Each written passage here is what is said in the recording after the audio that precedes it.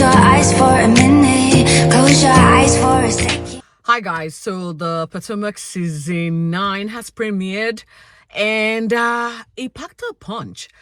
I just want the ladies to keep on this trajectory because there were a few talking moments and the conversation did not seem staged because we all know, should I say, we all probably had the backstory of most of or the beginners of this particular season. Anyway, before I get into all that went down on the first episode from season 9, let me do some housekeeping. Thank you so much for subscribing to my channel, Poshcateyes Unfiltered. You know what we do here. We run commentary. We'll gossip about what's trending now. You know what? Any little thing that's happening, and as much as I can get my hand on them, we're going to talk about it.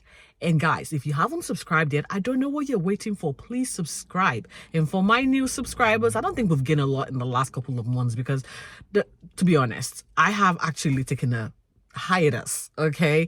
And I'm slowly working my way back, trying to gain the momentum again to start vlogging as you would like. But anyways, subscribe. Tell your friends to subscribe. We need to grow this channel. With that being said, let us get into all that went down with the first episode of The Real Housewives of Potomac. So, the season opened with a reenactment of Karen's accident / DUI. We all know this is serious, okay? So, I think this happened sometime early on this year where we all, if you are under the rocks, I don't know, we got the news broke on Shade Room, Jasmine brand, that Karen had an accident and she was cited for DUI. So she's, okay, now driving while under the influence. We do not know all that went down, but we do know it was serious and she was going to have to appear in court for a court date. And supposedly this is not her first DUI recorded incident. So, you know, a lot of the details were sketchy because we knew that it was going to form part of season 9's conversation starter, or it probably run through her alcohol alleged, I don't know. Her dependency would play center stage for this particular season, and sure enough it did because it opened with that reenactment of what supposedly happened. And we then see Giselle, driving to visit Karen because they haven't seen her in a few months, and then also to get the gist about what happened. Well, there wasn't much to talk about here because they went to have lunch, and it was really funny because the waiter or the cafe owner kind of did something that was quite shady. He did come to say, I just want to say that all the while Karen comes here, she's never had a drink. I'm like, okay, do we need to know that? It's not about business. If she had a drink, if she didn't have a drink, that's her problem. We don't want to know. Anyway, Giselle, of course, being the nosy, messy chick that she is, decided to dig a little bit deeper to get more info, but Karen wasn't giving out any. As we all know, this is it's a legal matter, so there's a few details that she might not be privy to want to delve out, and she did make that very clear to Giselle that because the matter is in court, she didn't want to speak on it. And yeah, Giselle really tried. I would give her that. She tried, but we didn't get anything. Safe to say, Giselle will be hosting Hatitude dinner commemorating Karen's birthday to, again, get the girls together. And this time she's inviting Wendy. Woo-hoo-hoo. Guess what? Robyn isn't on anymore, so Giselle has to play nice because, yes, she'll be alone.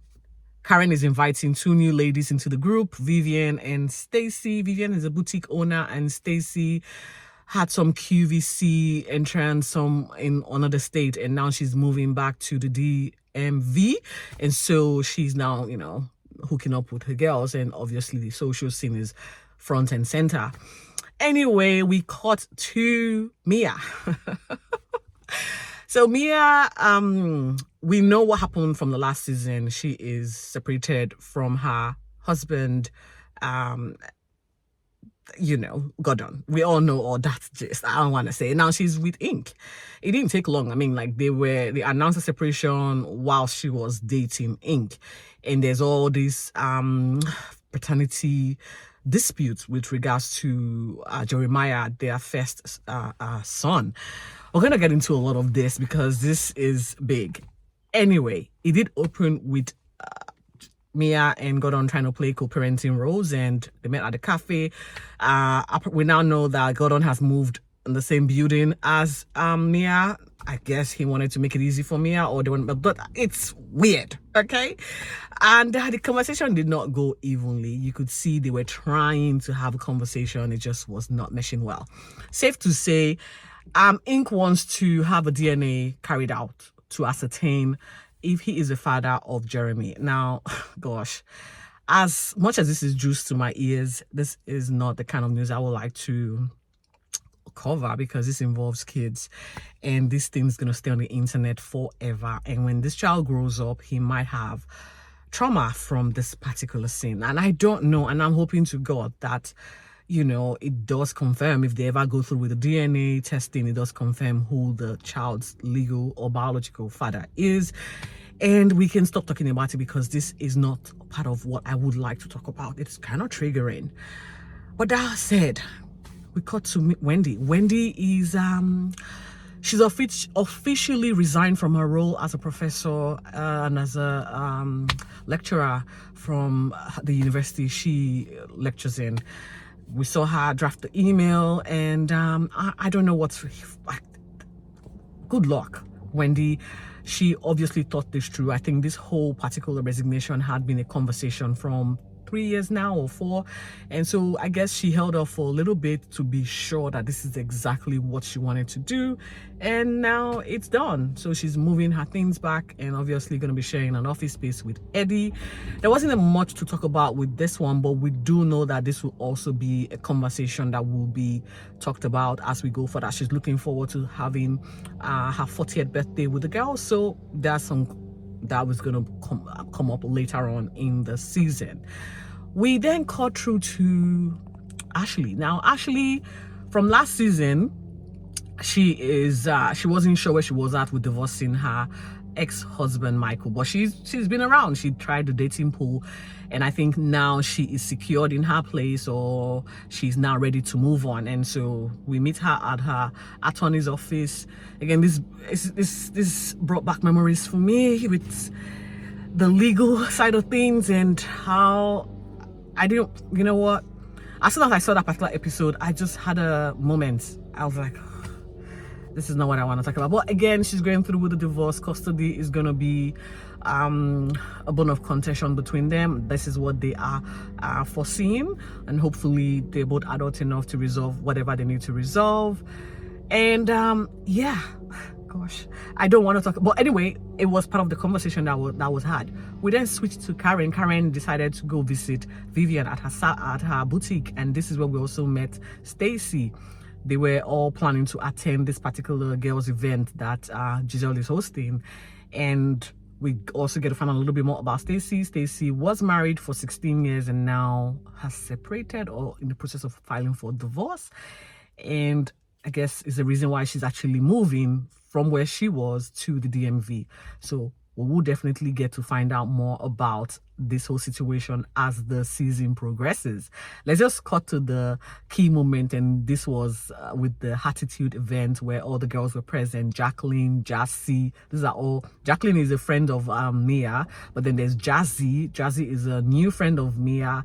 Karen's friends Stacy and Vivian are also present. Ashley, Giselle, Wendy, they were all present, and of course the grand dame herself was in attendance. And very quickly we got a feel to what this particular sit down was going to be. They're going to try and find out exactly what is going on with Karen. Karen is like, well, if you are my friend, you have to be asking the questions directly at me, not trying to spread rumors. But before Karen walked in, Jacqueline did say that she had a phone call with Karen and alleged or alluded to the fact that Karen might have been tipsy. She doesn't know, but that's already out there again. And again, this is not good for where she's at with the legal side of her DUI and the accident that just happened. Anyway, the sit down happened, and of course a few shades was thrown left and right. Okay, they wanted to know more. She wasn't ready to divulge, and it quickly went on to Mia's situation, and there was a few questions that was thrown at Mia's way, and that was in relation to her kids and the fact that she moved on too quickly, brought the boyfriend Inc. to her matrimonial home, having her kids to witness all of the whole drama with moving on from their dad to another man, and how that seemed like she was abandoning her kids or ignoring or neglecting her kids to the impact, and not understanding the impact it would have on the children. I think this set Mia off. She walked off the conversation. I think Stacy and Vivian were a bit shook. And girls, don't be shook. This group is crazy. You guys did not know what you signed up for. Eagles left pretty quickly, okay? And yeah, I guess this is where this whole thing is going to pick up in episode 2, where we're going to see how the girls were able to manage to get over this particular altercation between Mia, Karen, Giselle, I think, because they were all saying the same thing, and that is the fact that Mia abandoned her kids or had no regards for her kids or didn't put her kids first. Wendy was on the left. She didn't want to criticize, or should I say pull the girl further down. She's already down. She didn't want to have no parts to it. So I want to see how this drama plays out, and that is it for episode 1. I hope I was able to cover all the tracks within 10 minutes. Oh yeah. Guys, seriously, subscribe, okay? I will come on here for more episode as it unfolds. Until then, what do you think? There's a court date. I think that obviously the outcome would have been realized now. I haven't really followed the gist of it, but I don't think she got any time in jail. I don't think so. I don't know. We're going to find out more. Did Mia abandon her kids because she was chasing ink? And as we already know, this marriage was an open marriage, so they were in fact dating other people whilst they were married. So according to how Jacqueline called it, was a business arrangement. So should we blame Mia for exposing the kids to what's happening in their family dynamics? And do you think Ashley is gonna eventually get the divorce from Michael, cut the umbilical cord from Michael, and then we'll probably get to see Vivian and Stacy more? I'm looking forward to all of this. What are your thoughts, girls? Until next time, stay safe and remain focused. Bye.